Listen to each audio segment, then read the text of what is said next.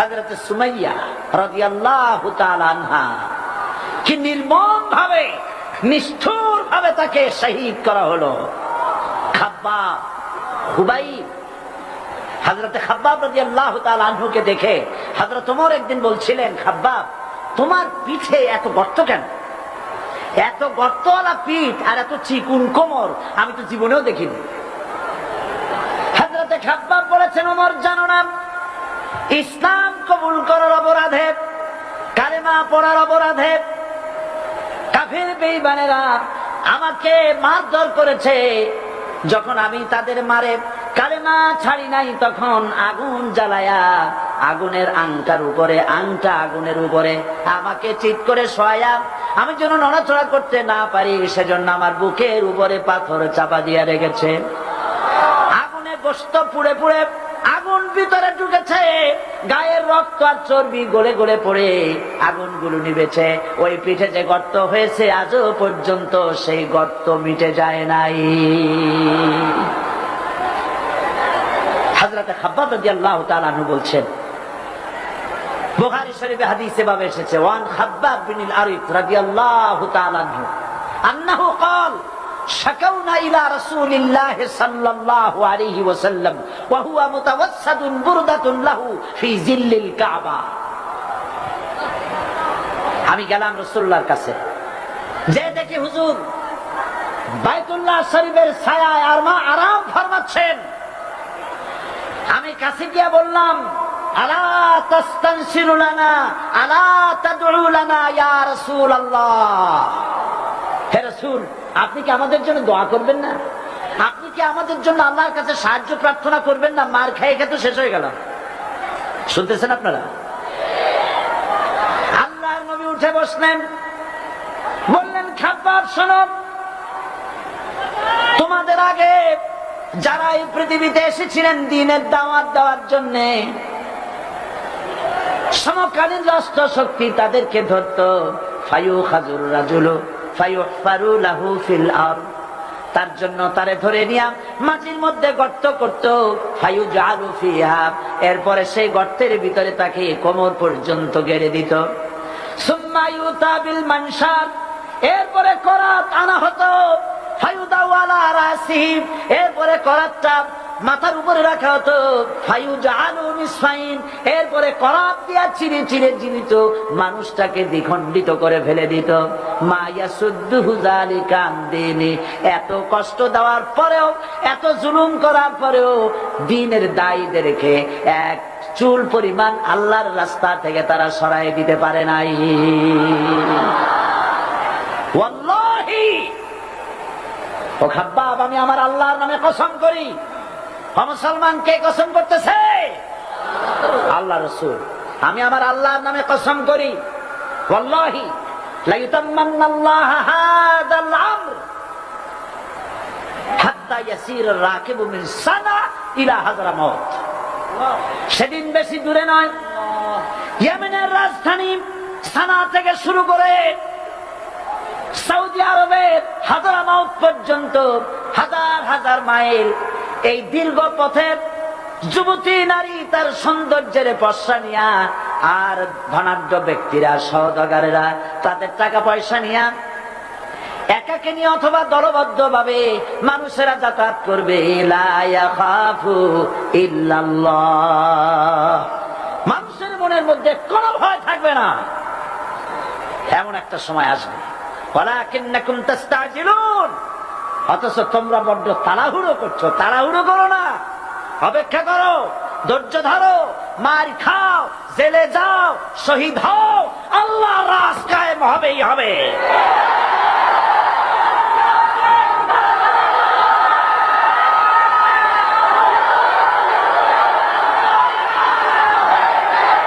Building থেকে শিক্ষা গ্রহণ করুন, বিল্ডিং, ইমারত, দালান থেকে শিক্ষা গ্রহণ করুন। এই যেটা দালান আছে না পাশে, দেখতে পাচ্ছেন, এই দালান কি দিয়ে তৈরি করা হয়েছে বলে? ইট। সমস্ত ইটেরা যদি ধর্মঘট করত, আমরা কেউ মাটির তলায় যাব না, কেউ আমরা আগুনে পুড়ে ঝামা হব না, পিক হব না, কেউ আমরা টুকরা টুকরা হব না, সবাই থাকবো উপরে উপরে। তাহলে কি দালান হইতো নাকি? এই বিল্ডিং নির্মাণ করতে গিয়া ইটের যে স্যাক্রিফাইস, হাজার হাজার ইটকে পিক হতে হয়েছে, পুড়ে যেতে হয়েছে, খোয়া হতে হয়েছে, ভেঙে টুকরা টুকরা হয়ে 50 ফিট মাটির নিচে যেতে হয়েছে, তারপরে ইমারত গঠন হয়েছে, সুন্দর দালান তৈরি হয়েছে। যারা ইসলামী শাসন চান, আল্লাহর দ্বীনকে বিজয়ী দেখতে চান, তাদেরকে অসংখ্য মানুষকে পোড়াইটের মতো জেলখানায় পুড়ে পুড়ে মরতে হবে, অসংখ্য মানুষকে ফাঁসির কাস্তে ঝুলতে হবে, গায়ের রক্ত দিতে হবে, শহীদ হতে হবে, তারপরে ইসলামের ইমারতটা কায়েম হয়ে যাবে।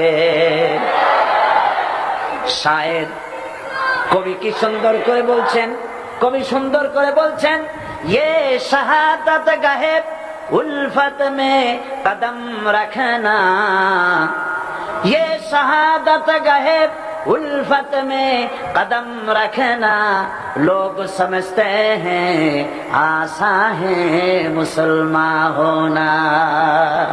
মানুষেরা মনে করে মুসলমান হওয়া খুব সহজ জিনিস।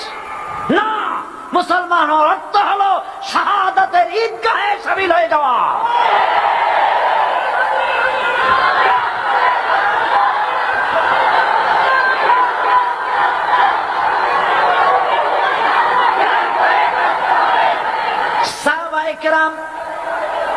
সাহাবায়ে কেরাম মার খেলেন, এবার স্বয়ং আল্লাহর নবীর গায়ে হাত তুলল। আবু জাহেল এসে হুজুরকে মারলেন, গলায় চাদর দিয়া এমন জোরে টান মেরেছে, রাসূলুল্লাহ পড়ে গিয়েছেন। হাদিসে এসেছে হুজুরের চোখ মোবারক ছিটকে পড়ে যেতেছে, চেহারা মোবারক লাল হয়ে গিয়েছে, জমিনের উপর আছাড় মেরে ফেলেছে। রাসূলের এই অবস্থা দেখে হামজা তখনও কাফের ছিলেন, শিকার থেকে এসে তিনি এই দৃশ্য দেখলেন, দাসীর মুখে শুনলেন, ছুটে চলে গেলেন আবু জাহেলের বাড়িতে। যায় বলে, আবু জাহেল রে, তুই মুহাম্মদ সাল্লাল্লাহু আলাইহি ওয়াসাল্লাম মেরেছিস, বল কেন মারলি? এমন ভালো মানুষ তো জীবনেও চোখে দেখি নাই, যিনি কোনো মিথ্যা কথা বলেন না, ভালো ভালো কথা বলেন, এক আল্লাহর গোলামি করার জন্য বলেন। এই সব ভালো কথা বলার জন্যই তুই তারে মারলি নাকি? আরে আবু জাহেল, তুই কি মনে করেছিস মুহাম্মদ সাল্লাল্লাহু আলাইহি ওয়াসাল্লাম তার পিতা আব্দুল্লাহ মারা গেছে বলে মুহাম্মদ সাল্লাল্লাহু আলাইহি ওয়াসাল্লাম এতিম হয়ে গেছে মনে করেছিস নাকি? জেনে রাখ, মুহাম্মদ সাল্লাল্লাহু আলাইহি ওয়াসাল্লামের পিতা আব্দুল্লাহ মারা গেছে, কিন্তু চাচা হামজা তো মরে যায় নাই। হাতের ধনুক দিয়া এমন জোরে আঘাত মারলেন, আবু জাহেলের মাথা ফেটে রক্ত ফিনকি দিয়ে বেরিয়ে এলো। হযরতে হামজা ঘরে ফিরে এসে রাসূল কারীম সাল্লাল্লাহু আলাইহি ওয়াসাল্লামের মস্তক মোবারক কোলে উঠাই দিলেন আর বললেন, বাবা, তোমাকে মেরেছে বলে আমি আবু জাহেলের মাথাটা ফাটাই দিয়ে আসছি, তুমি খুশি হও। হুজুর বলছেন, চাচা, কার মাথা ফাটাইছো এইটা বলে আমারে খুশি করতে পারবা না। হযরত হামজা বলেন, তুমি কি হলে খুশি হবে? হুজুর বলেন, হামজা চাচা গো, আমি খুশি হব যদি একটিবার চাচা তোমার মুখে শুনতে পাই ঈমানের কালেমা। হযরতে হামজা বলেন, মুহাম্মদ সাল্লাল্লাহু আলাইহি ওয়াসাল্লাম, আমি বুঝতে পেরেছি তুমি কোন সাধারণ মানুষ নয়। সাধারণ মানুষ হলে পরে তুমি প্রতিশোধে বিশ্বাসী হতে, খুশি হতে। প্রতিশোধে বিশ্বাসী হও নাই, তুমি অবশ্যই আল্লাহর নবী, কোন সন্দেহ আমার নাই। তুমি সাক্ষী থাকো, আমি পড়ে নিলাম, লা ইলাহা ইল্লাল্লাহু মুহাম্মাদুর রাসূলুল্লাহ। জোরে বলে, লা ইলাহা ইল্লাল্লাহু মুহাম্মাদুর রাসূলুল্লাহ। ঘাবড়াবার কারণ নাই। এর অর্থ এই নাই যে আপনারা কালেমার দাওয়াত দিবেন আর রাষ্ট্র শক্তি আপনারে পিটাইতেই থাকবে, আপনার কোনদিন আপনার সুদিন ফিরে আসবে না। বিষয়টা কি এমন না। আমার আল্লাহর ওয়াদা শুনো, ওয়ালা তাহিনু ওয়ালা তাহজানু ওয়া আনতুমুল আলাউনা ইন কুনতুম মুমিনিন। মুমিন যদি হও, আমি তোমাদেরকে বিজয় দান করব। সুবহানাল্লাহ বলেন। আজ যদি আমাদের উপরে বিপদ এসে থাকে, তাহলে তার একমাত্র কারণ পূর্ণাঙ্গ ঈমানের অভাব আমাদের মধ্যে রয়েছে, ঠিক কিনা? আজ পৃথিবীতে সব থেকে মার খায় কারা? চিল্লায় বলো। আলজেরিয়ায় কারা? বসনিয়ায় কারা? চেচনিয়ায় কারা? প্যালেস্টাইনে কারা? প্যালেস্টাইনের মুসলমানদেরকে মাইরে মাইরে শেষ করে দিল। দেখছেন ছবিতে না? দেখেন না? প্যালেস্টাইনের মুসলমানদের যে কে যখন মারা হচ্ছে, বাংলাদেশের প্রধানমন্ত্রী তখন আমেরিকায় ক্লিনটনের সঙ্গে কথা বলতেছেন। তিনি ক্লিনটনের কাছে তার পিতৃ হত্যার জন্য দায়ী সাজাপ্রাপ্ত 3 জন ব্যক্তিকে ফেরত চাচ্ছিলেন। আমার দৃষ্টিতে এটা কোনো অপরাধ নয়। সন্তান তার পিতার প্রতি আকর্ষণ থাকবে, আমার আপত্তি সেখানে। আপনি প্রধানমন্ত্রী, শুধু শেখ পরিবারের প্রধানমন্ত্রী নন, শুধু আওয়ামী লীগের প্রধানমন্ত্রী হওয়া উচিত নয় আপনার। আপনি পৃথিবীর দ্বিতীয় বৃহত্তম বাংলাদেশের 12 কোটি মুসলমানের প্রধানমন্ত্রী। পিতৃ হত্যার আসামি ফেরত চাইলেন, কিন্তু বিল ক্লিনটনের আশ্রয় প্রশ্রয় লালিত পৃথিবীর অসভ্য জাতি সন্ত্রাসী ইহুদিরা প্যালেস্টাইনের মুসলমানদেরকে পাখির মতো গুলি করে হত্যা করছে। আপনি কেন জবাব চাইলেন না?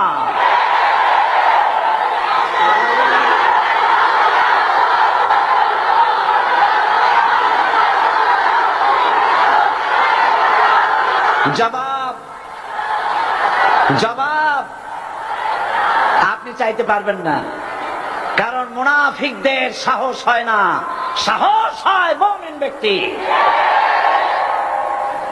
বিল ক্লিনটনকে বলা দরকার ছিল, এই ইসরায়েলকে তোমরাই বসিয়েছ, মধ্যপ্রাচ্যের বিষ ফোড়ায় পরিণত করেছ তোমরা। তবে হ্যাঁ, যুরিবাত আলাইহিমুয যিল্লাতু ওয়াল মাসকানা ওয়া বাউ বিগাদাবিন মিনাল্লাহ।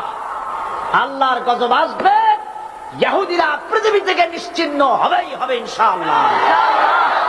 দেখেছেন তাকায়া প্যালেস্টাইনে ইসরায়েলিরা হেলিকপ্টার, গানশিপ, কামান, বোমা নিক্ষেপ করছে, আর প্যালেস্টাইনের শিশু কিশোর যুবকেরা ইহুদিদের নিক্ষিপ্ত বোমা আর কামানের মোকাবেলা করতেছে পাথর দিয়ে।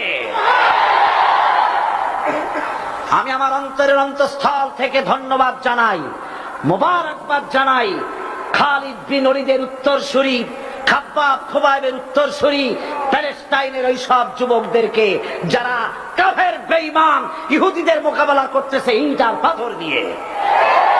আর আমি আমার অন্তরের অন্তঃস্থলের সমস্ত ঘৃণা দিয়ে আমি ধিক্কার জানাই পৃথিবীর মুসলিম শাসকদেরকে, যারা মুসলমানদের মার দেখে চুপ করে যারা বসে আছে।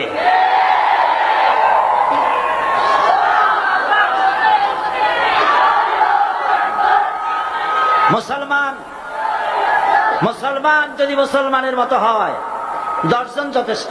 কয়জন যথেষ্ট? কোথায় আছে কথা? আল্লাহ পাক কোরআন শরীফের মধ্যে বলেছেন, একজন যদি হও ইমানদার মুত্তাকি 10 জনের উপরে বিজয়ী হবে। 10 জন যদি হও 100-র উপরে বিজয়ী হবে। 100 যদি হও 1000-এর উপরে বিজয়ী করবো। জোরে বলেন সুবহানাল্লাহ। কবি বলতেছেন, ফিজায়ে বদরে পয়দা কুন ফেরেশতে তেরি নুসরত কো উতার সকতে গর্দু সে কতর অন্দর কতর আবি।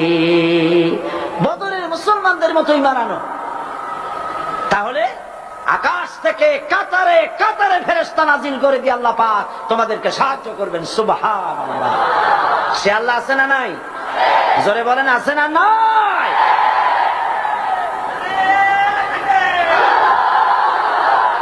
সেই আল্লাহ রাব্বুল আলামিন কোরআনের কারীমের ভিতরে আয়াতুল কুরসির মধ্যে বলে দিয়েছেন, আল্লাহু লা ইলাহা ইল্লাহুল হাইয়ুল কাইয়্যুম। প্রাণ খুলে সবাই পড়েন, বসা মানুষ, দাঁড়ানো মানুষ। আল্লাহু লা ইলাহা ইল্লাহুল হাইয়ুল কাইয়্যুম। আল্লাহ রাব্বুল আলামিন তিনি ছাড়া কোন ইলাহ নাই, তিনি সার্বভৌমত্বের মালিক কেউ নাই আল্লাহ ছাড়া। এই কথা মানুষকে ঘোষণা করতে হবে। বাধা, এই কথা বললেই বাধা দেবে কয় শ্রেণীর লোক? 3 শ্রেণীর। প্রথম শ্রেণী হচ্ছে কে? রাষ্ট্রশক্তি। আজও তারা বাধা দিচ্ছে। আল্লাহর আইন দিয়ে দেশ চালাও, তারা তাদের মন মর্জি মোতাবেক আইন দিয়ে দেশ চালাবে। আল্লাহ পাক বলছেন আলা লাহুল খালকু ওয়াল আমরু, সৃষ্টি যার আইন চলবে তার। কারো বাবার আইন চলতে পারে না, নিজেদের তৈরি করা আইন চলবে না। ইনিল হুকমু ইল্লা লিল্লাহ, একমাত্র আইন চলবে কার? এই আইন রাসূল করিম সাল্লাল্লাহু আলাইহি ওয়াসাল্লাম মদিনায় কোরআন দিয়ে প্রতিষ্ঠিত করেছিলেন। আল্লাহর বিধান, আল্লাহর সার্বভৌমত্ব কায়েম করেছিলেন। কোরআন সংবিধান হলো, চুরি বন্ধ হলো, ডাকাতি বন্ধ হলো, জেনা বন্ধ হলো, হত্যা বন্ধ হলো, ধর্ষণ বন্ধ হলো, সব কিছু বন্ধ হয়ে গিয়ে মুসলমানেরা শান্তি লাভ করলো, পৃথিবীর মানুষ শান্তি লাভ করলো। সুবহানাল্লাহ বিহামদিহি। আজ মুসলমানেরা শত্রু চেনে না, বন্ধু চেনে না। বন্ধুকে বানাইছে শত্রু, শত্রুকে বানাইছে বন্ধু। কে বন্ধু কে শত্রু চিনাই দিবেন কে? আল্লাহ। বলেন কে দিবেন? আল্লাহ রাব্বুল আলামিন কোরআনে কারীমের মধ্যে পরিষ্কার করে বলেছেন লাতাজিদান্না শাদ্দান নাসি আদাওয়াতান লিল্লাযীনা আমানুল ইয়াহুদা ওয়াল্লাযীনা আশরাকু। আল্লাহ পাক বলছেন হে রাসূল, মানুষের ভিতরে 2টা শ্রেণী মুমিনদের জন্য সবথেকে জঘন্য দুশমন। কয়টা শ্রেণী? 2টা। একটা হলো ইহুদ, আর একটা হলো মুশরিক। একটা হলো ইহুদি, আর একটা হলো মুশরিক। এটা হলো তোমাদের দুশমন। আর আজ আমাদের দেশে, পৃথিবীর বিভিন্ন দেশে মুসলমানেরা মুশরিকদের সঙ্গে সম্প্রীতি বাড়াচ্ছে, মুসলমানদের সাথে শত্রুতা বাড়াচ্ছে। আজ আমার দেশে পূজা পার্বণে বাধা নাই। পূজা পার্বণে বাধা আছে? পূজা পার্বণে বাধা নাই। বাধা কোথায়? কোরআন শরীফের তাফসীর মাহফিলে। কোরআনের তাফসীরের মাহফিলে বাধা দেওয়া হচ্ছে। গান বাজনায় 144 ধারা নাই, কিন্তু কোরআন শরীফের মাহফিলে 144 ধারা দেওয়া হচ্ছে। যারা দিচ্ছে তারা আবার উমরাও করে, হজও করে। ওরা আমাদের বলে আমরা নাকি ধর্মের নামে রাজনীতি করি। বলে না? আমরা নাকি ধর্মের নামে রাজনীতি করি।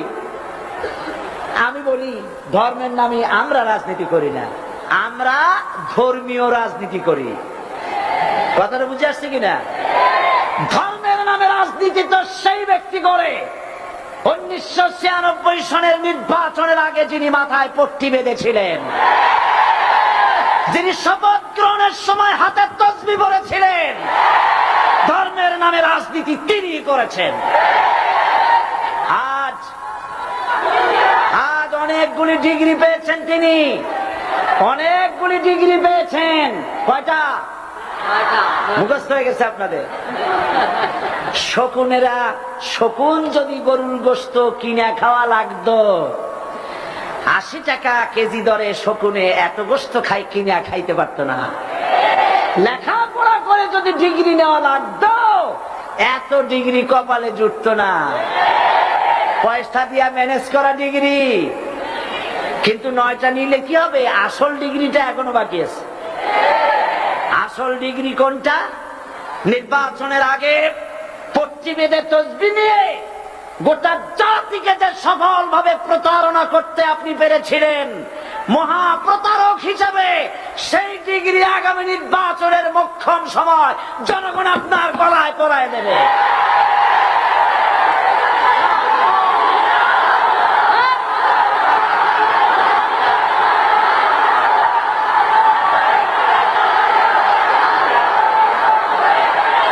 সুতরাং ধর্মের নামে রাজনীতি নয়, আমরা ধর্মীয় রাজনীতি করি। আমরা এই কোরআনের রাজনীতি করি। এই কোরআন নিয়ে বাঁচতে চাই, এই কোরআন নিয়ে মরতে চাই। এই কোরআন থেকে আমাদেরকে বিচ্ছিন্ন করতে চায় কাফের, বেঈমান, মুশরিকেরা। ও আমার জাতি, কোরআন থেকে যারা বিচ্ছিন্ন করতে চায়, তোমরা কি তাদের বিরুদ্ধে জিহাদের জন্য প্রস্তুত থাকবে?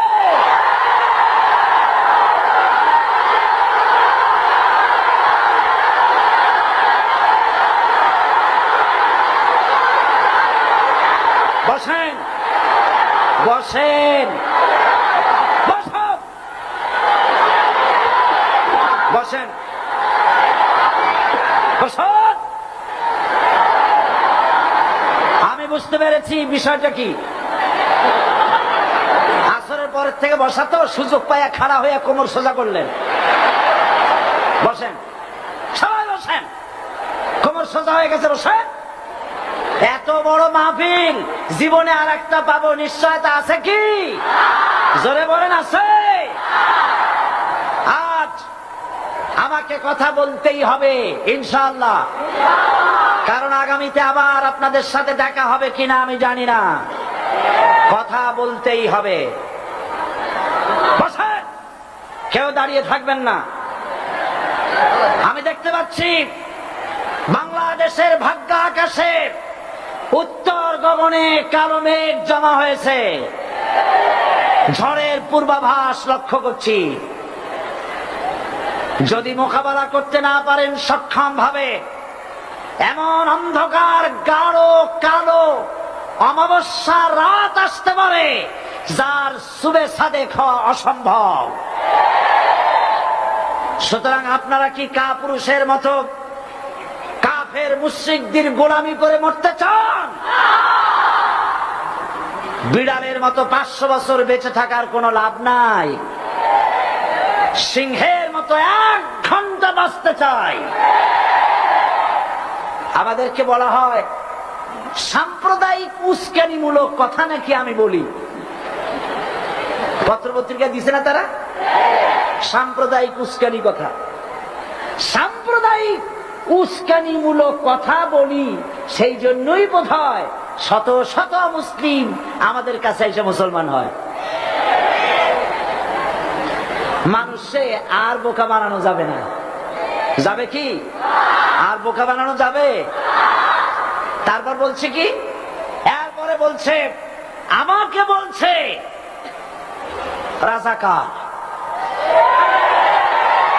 শুনে রাখো, চট্টগ্রামের লক্ষ লক্ষ জনতা, পার্লামেন্টে যখন আমাকে এই কথা বলা হয়েছিল, আমার পার্লামেন্টের কলিগ জাফরুল্লাহ চৌধুরী সাহেব বসে আছেন এখানে। হ্যাঁ, জাফরুল ইসলাম চৌধুরী বসে আছেন পাশে। প্রধানমন্ত্রী সুদ্ধা, অন্তত 3 শতাধিক পার্লামেন্টের সম্মানিত সদস্যরা সেদিন বসা। 1997 সনের বাজেট বক্তৃতা যখন আমি করতেছিলাম, ডক্টর কুদরতে খোদা, নাম রাখছে কুদরতে খোদা, আসলে গজবে খোদা। এই লোকটি নাস্তিক, ইসলামের চূড়ান্ত দুশমন। তার প্রণীত শিক্ষা ব্যবস্থা যখন সমালোচনা করছিলাম, ট্রেজারি বেঞ্চ থেকে আমাকে বলা হলো রাজাকার। আমি আমার সমস্ত শক্তি একত্রিত করে বলেছিলাম, শুধুমাত্র হিন্দুস্তানের রাজাকারেরাই আমাকে রাজাকার বলতে পারে। আমি বলেছিলাম 1973 সন পর্যন্ত আমি বাংলাদেশের কোন রাজনৈতিক দলের নেতা এবং কর্মী ছিলাম না। আমি রাজাকার নই। আমাকে রাজাকার বলে যদি তাকেও প্রমাণ করতে না পারে, 10 কোটি টাকার মানহানি মামলা দায়ের করব।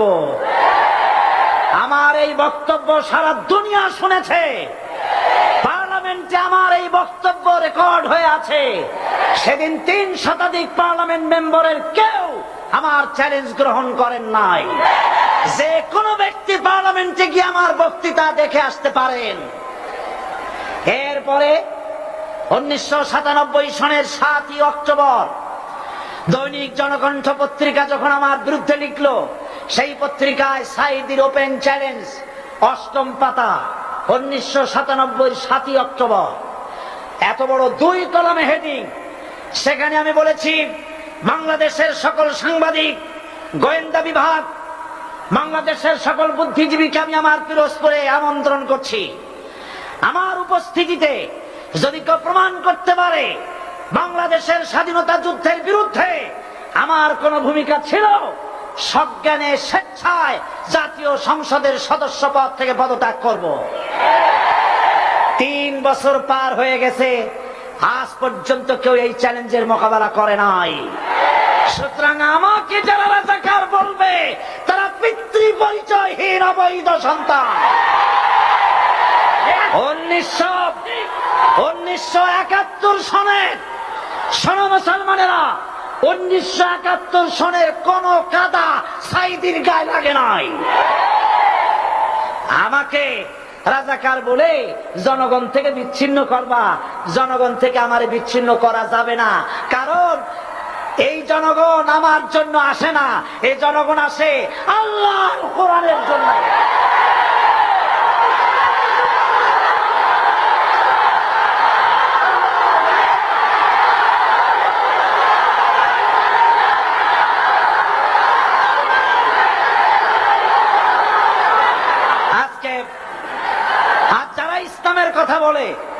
যারা ইসলামের কথা বলে তারাই রাজাকার, তারাই মৌলবাদী।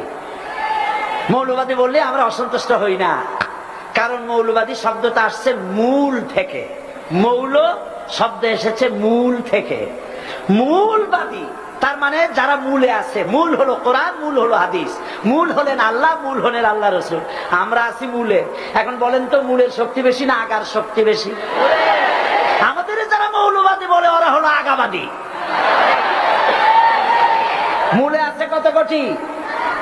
12 কোটি। মূলে আছে কত কোটি? আর আমাদের যারা মৌলবাদী বলে ওই থাকো গাছের আগায়, আমরা মূলে। লাভালাভি বেশি করবা না, 12 কোটিতে গাছের গোড়া আসতে নানা দেবে, মামু বাড়ি দিল্লি গিয়ে পড়বা, বাংলার জমিনে জায়গা হবে না। এ কথা বিশ্বাস করো। বাংলাদেশের মুসলমানদের শরীরে 1 বিন্দু রক্ত থাকতে শয়তানের তৈরি করা ধর্ম নিরপেক্ষ মতবাদ বাংলার জমিনে কায়েম হতে দেওয়া হবে না, হবে না।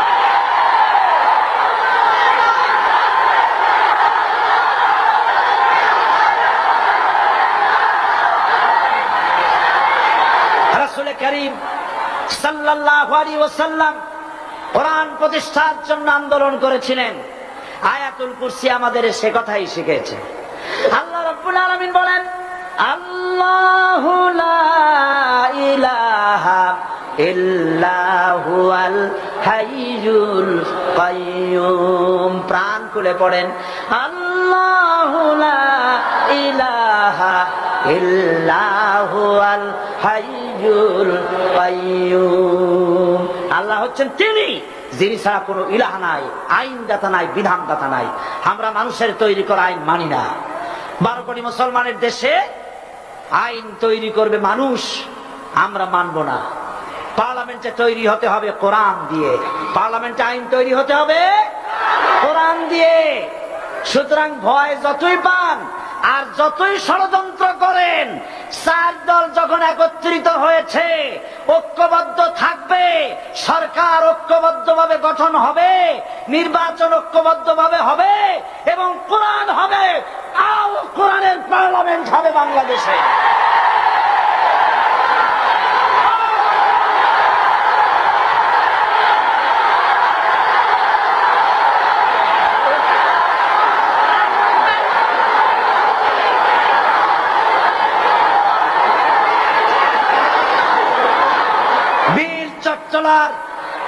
বীর চট্টলার মুসলমানেরা, বীর চট্টলার মুসলমানেরা স্বাধীনতার ঘোষণা এই চট্টগ্রাম থেকে স্বাধীনতার মহান ঘোষক প্রেসিডেন্ট জিয়াউর রহমান সাহেব দিয়েছিলেন।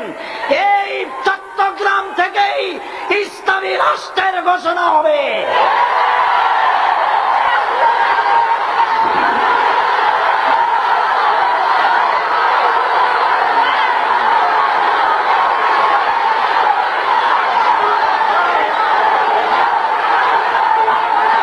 আশাবাদী আপনারা অবশ্যই তা পারবেন। আমি 100% বিশ্বাস করি ইনশাআল্লাহ। কারণ যে ষড়যন্ত্রের মোকাবেলা করে স্থানীয় রাজনৈতিক দলের নেতৃবৃন্দ কোরআনের মাহফিল সিনায় এনেছেন। আমি প্রথম দিনই বলেছি, চট্টগ্রাম তাফসিরুল কোরআন মাহফিল কোন রাজনৈতিক দলের প্রতিনিধিত্ব করে না। এটা কোন জামাত শিবিরের একক সম্পদ নয়। এটা